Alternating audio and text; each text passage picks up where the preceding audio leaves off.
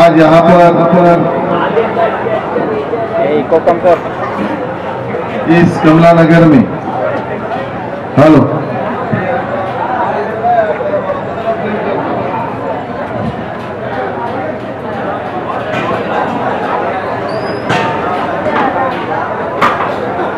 स्वाभिमानी Republican party इस party का उद्घाटन और इस पार्टी में यहाँ के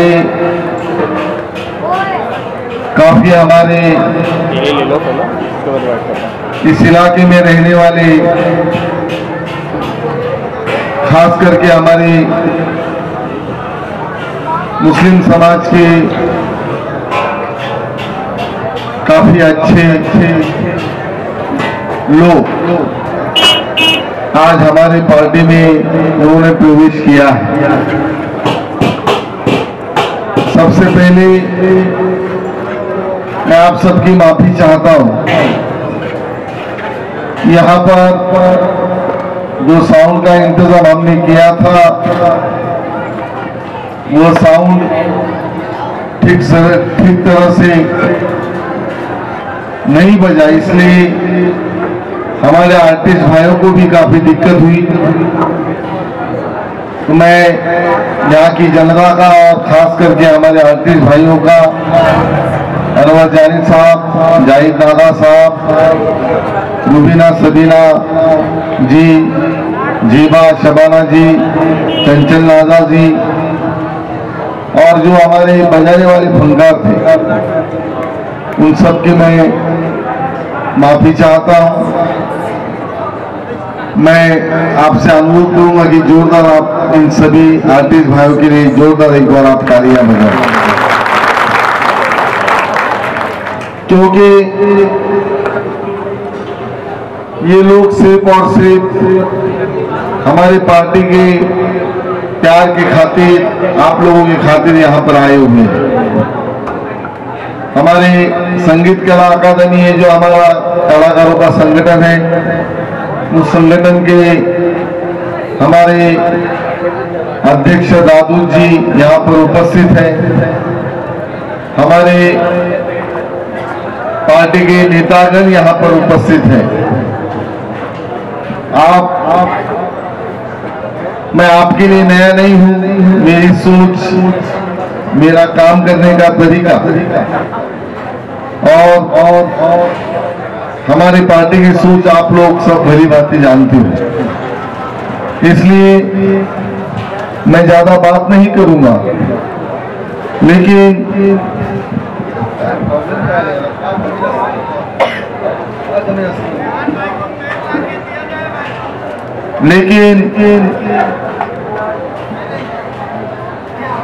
मैं ये चाहता हूं कि जिन लोगों ने काफी मेहनत करके हमारे साथ जुड़ने का जो प्रयास किया है, उन सभी लोगों को उनका नाम, उनका सत्कार करना मैं अहम समझता हूं। आज हमारे बीच में एक ऐसी महिला शख्सियत है जो मेरी बहन है, मोहतरमा डॉक्टर ठाकुर मैडम, अस्मा ठाकुर यहाँ पर आई हुई है, जो जसलोक हॉस्पिटल में मेडिकल ऑफिसर है और जिन्होंने कोविड के दरमियान हमारे इलाके में यहाँ से लेकर सिवड़ी तक काफी काम किया है।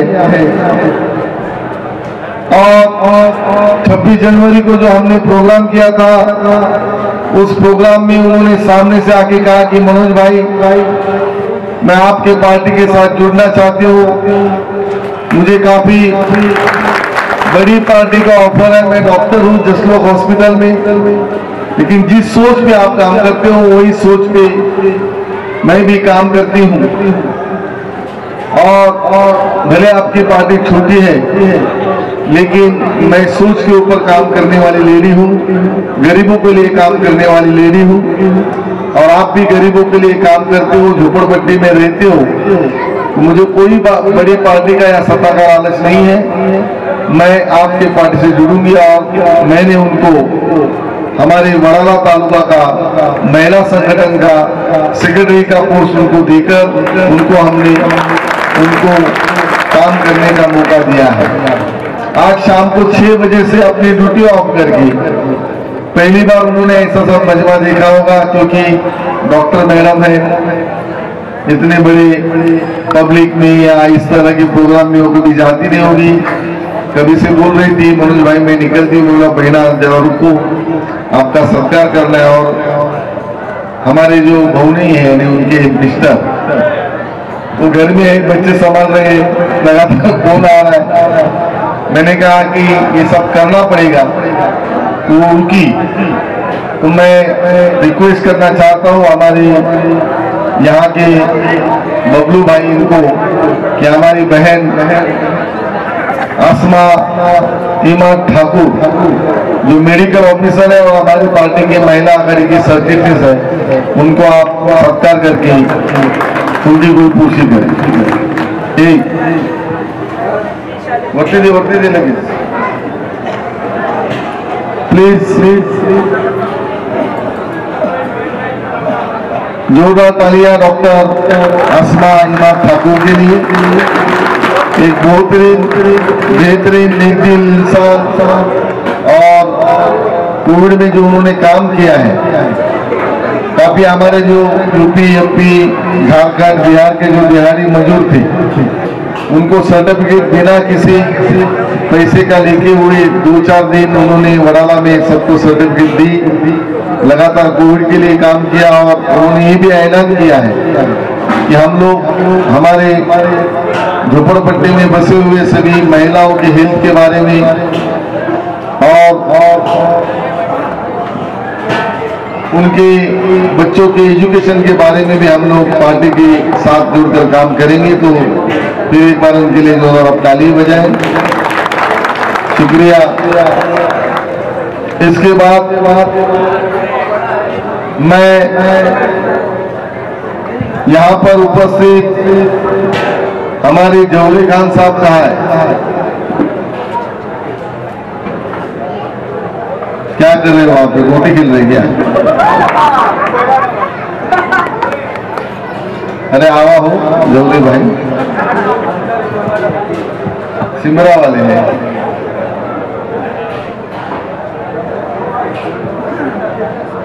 यहाँ पर हमारे जौहरी खान, हमारे बबलू खान साहब, तबरेज खान, रियाज पठान जी, फरदीन भाई, मौलाना मोबिन साहब, जमशेद सेठ, शमीउद्दीन भाई, यूसुफ भाई, साजन भाई, कादिर भाई, इम्तियाज भाई, ताजमोल, मुमताज, ताजुद्दीन रब्बानी साहब, इमरान भाई, असलम शेख उर्फ गुड्डू, हमारे ओला ग्रुप की अमीनुद्दीन साहब, मुनाजिर साहब, नदीम साहब, शाहजहां साहब, जुबेर साहब, शौकत साहब, मकसूद साहब, अशफाक साहब, रहमत साहब और काफी लोगों ने आज हमारे पार्टी में प्रवेश किया है। वक्त का तगादा है और इसलिए मैं इन सबका पार्टी में प्रवेश हुआ ऐसा डिक्लेयर करता हूं। आप जोरदार तालियां बजाकर इतना ही कहना चाहूंगा कि यहाँ पर ये जो हमारी पार्टी है जिसका नाम आप भली भांति जानते हो, स्वाभिमानी रिपब्लिकन पक्ष, ये जो पार्टी है ये सिर्फ और सिर्फ फुले शाह अम्बेडकर जी के सोच पे काम करने वाली पार्टी है। आप सब लोग जानते हो एनआरसी का सीए का मुद्दा इस देश में पैदा हुआ। उस वक्त वहां पर दिल्ली में जो दिल्ली में जो हमारी माता बहनें, हमारे खास करके मुस्लिम समाज के लोग जो आंदोलन कर रहे थे, मुंबई में भी मुंबई बाग के नाम पर यहाँ पर आंदोलन हो रहा था और उस आंदोलन में हमारे सभी रिपब्लिकन सोच के लोग सीए एनआरसी के खिलाफ हम लोग रास्ते पर उतरे थे। इसी मदरसे पे एक मीटिंग हुई थी। आज मदरसा क्यों नहीं खोला गया मुझे पता नहीं है, लेकिन इसी मदरसे में एनआरसी सीए के खिलाफ मीटिंग हुई। आजाद मैदान में हमने मोर्चा निकाला। इसके पहले हमारी अशफा नाम की जो लड़की थी, बहन थी छोटी, उसके ऊपर वो जुल्म हुआ था, उसके खिलाफ हमने इसी इलाके से मोर्चा निकाला था। हम लोग सिर्फ इंसानियत के लिए काम करने वाले लोग हैं। मेरा ताल्लुक, मेरी पहचान आपको करके देने की जरूरत नहीं है, लेकिन भाइयों मैं ये बताना चाहता कि हमको सोच की लड़ाई इस देश में लड़नी होगी। जब तक हम सोच की लड़ाई इस देश में नहीं लड़ेंगे, तब तक यहाँ के दलित हो, यहाँ के बहुजन समाज के लोग हो, यहाँ के मुसलमान, हमारे अल्पसंख्यक समाज के भाई हो, इनको किसी भी तरह से इस देश में सम्मानजनक जीवन, इज्जत से जीना उनको कभी इस देश में हासिल नहीं होगा। और इसीलिए डॉक्टर बाबा साहब अम्बेडकर ने जो देश का संविधान लिखा था, उस संविधान में डॉक्टर बाबा साहब अम्बेडकर ने इस देश में बसे हुए बहुजन, दलित, अल्पसंख्यक, चाहे वो फुटपाथ पे रहने वाला गरीब इंसान हो, चाहे वो महलों में रहने वाला टाटा बिरला या आज का अडानी अंबानी हो, इन सभी को एक और देने का अधिकार दिया था। जबकि उस वक्त कांग्रेस के नेता कहते थे कि जो टैक्स पेयर है उनको ही वोट देने का अधिकार मिलना चाहिए। बाबा साहब ने उस वक्त के कांग्रेस के नेताओं को कहा था कि अगर आप मुझसे संविधान लिखवाना चाहते हो तो आपको जैसा मैं कहूंगा उस तरह से इस देश के झुग्गी झोपड़ी में रहने वाला, फुटपाथ पे रहने वाला, गरीब से गरीब इंसान, हर जाति धर्म का इंसान, हर बोली भाषा बोलने वाला इंसान, इन सबको वोट देने का अधिकार आपको देना होगा।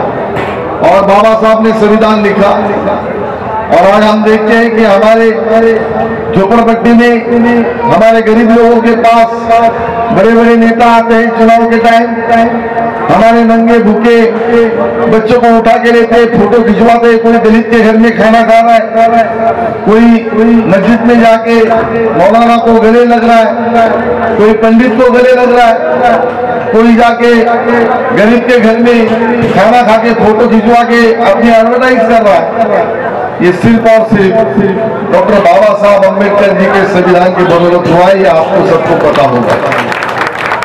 आज के तारीख में आज जो किसान का आंदोलन चालू है, ये किसान जो लगातार 1.5 महीने से 2 महीने से दिल्ली में ठंड में हमारे सभी किसान भाई रास्ते पर है, लेकिन ये सरकार इतने घमेंड में, इतना उनके आंख के ऊपर पर्दा, इतना उनको घमेंड है कि हम बहुमत में, हमको कोई कुछ नहीं कर सकता। और उन्होंने कानून आनंद पालन में लेके आए, संविधान को बाईपास करके हमारे लेबर जो भाई है उनके खिलाफ कानून लाया, हमारे जो किसान है उनके खिलाफ कानून लाया। आपको पता होगा नहीं, ये कानून के बारे में पता नहीं है, लेकिन इतना भयानक कानून है। इन्होंने लेबर को तो सत्यानाश किया, अब किसानों का भी सत्यानाश करने जा रहे हैं। किसान क्या सिर्फ दलित और मुसलमान या कोई बहुजन समाज के लोग हैं क्या?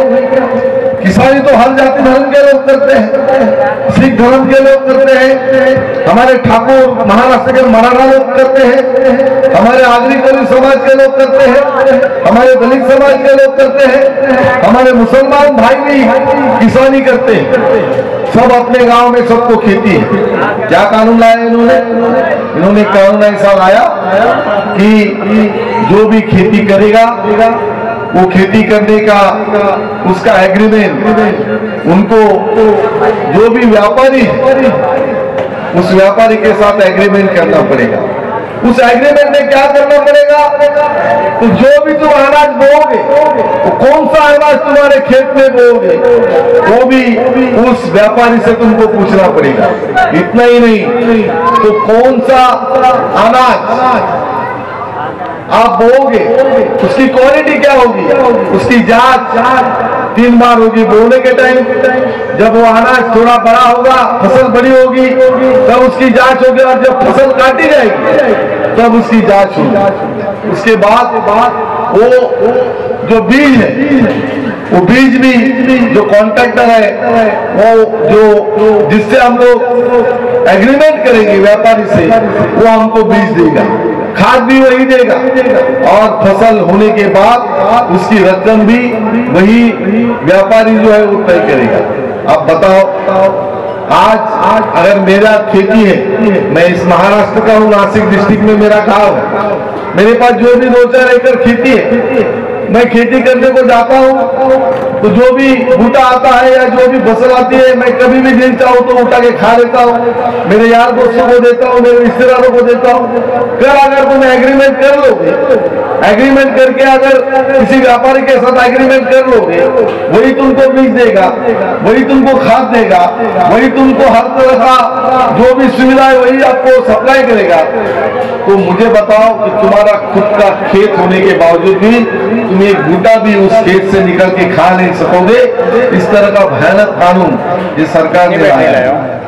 यानी एक बाजू कहते हैं कि सरकार किसानों के खिलाफ हो गई, मैं तो कहता हूं ये सरकार किसानों के खिलाफ नहीं है, ये सरकार पूरे देश के लोगों के खिलाफ। क्योंकि किसान जो बीज आता है उसका धंधा मर गया, क्योंकि तुम्हारा कॉन्ट्रैक्टर उसको पैसा, तुम्हारा व्यापारी उसको बीज देगा, जो खाद बेचता है वो उसको बीज देगा, जो हमको जो भी वहां पे खेती करने के लिए जो औजार लगते हैं वो औजार भी वही तुम्हारा जो ये है क्या बोलते हैं उसको व्यापारी वही देगा, और उसके बाद तुम्हारे अनाज की रकम भी वही तय करेगा। अब बताओ, ये तो हो गया, यानी व्यापारी मर गए, किसान मर गया, धंधा करने वाले खेती के ऊपर वो मर गए, छोटे मोटे जो भी खेती किसान थे वो मर गए। उसके बाद में इन्होंने सबसे बड़ी जाति क्या की पता है आपको? इन्होंने कहा कि भाई ये जो अनाज, ये अनाज पूरी तरह से वो व्यापारी अपने गोदाम में डंप करेगा। आज तक सरकार 2013 में जो सरकार थी उसने कानून किया था कि लिमिटेड स्टॉक अनाज का सरकार कर सकती है। ये गवर्नमेंट आने के बाद 2014 में उन्होंने कानून लाया, उन्होंने कहा कि किसी भी तरह का कितना भी अनाज कोई भी व्यापारी जमा कर सकता है अपने गोडाउन में। आप बात बताओ, जब हमारा अनाज जमा होगा, व्यापारी पैसा देगा, खाद देगा, हर तरह का हमको वो सपोर्ट करेगा, हमारा अनाज भी वही खरीदी करेगा, तो मुझे बताओ आज कम से कम 82 लाख करोड़ जो हमारे इंडिया में लोग हैं जो राशनिंग पे जीते हैं, जो सिर्फ 2 रुपया किलो चावल, 3 रुपया किलो गेहूं, जो 2013 में जो फूड सिक्योरिटी एक्ट लाया था उसके तहत जो रेशनिंग पे हमको अनाज मिलता है, वो अनाज सरकार के पास नहीं जाएगा तो पूरे रेशन दुकान 5 लाख रेशनिंग के दुकान इस इंडिया के बंद हो सकते हैं। और जो गरीब राशन पे जाके, राशन के दुकान पे जाके अपना बाल बच्चों का पेट पालता है, उसको अनाज कल बंद हो सकता है। देखो भाई, ये जो भी कानून है ये कानून इस देश के पूंजीपतियों के हाथ में देने का काम ये सब लोग कर रहे हैं और इसके लिए हम सभी को इकट्ठा आके एक ताकत